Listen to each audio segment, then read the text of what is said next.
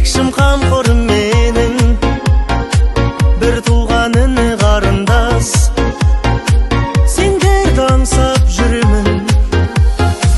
Отбасым ол қызым жарым. Сәлеметсіздер ме, құрметті оқушылар? Бүгінгі отбасы мерекесімен құттықтаймын.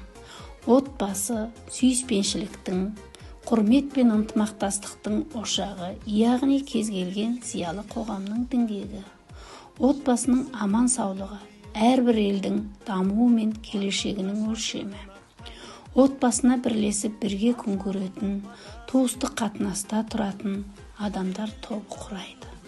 Ал жанұяда береке бірлігі әр сәбидің, әр баланың болашақ қадамы мен бақытты жүзінде.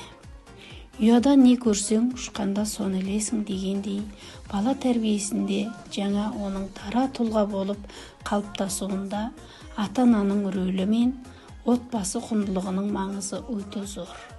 Отбасы деген шағын ғана мемлекетіңіздің берік те бақытты болу үшін ең басты өзгелерді, соның ішінде бірінші болып балаларды бақытты ету керек. Ұлт өмірінің іргетасы, негізін қалаушы отбасы болса, отбасының іргетасы бала. Отбасымыз аман болсын.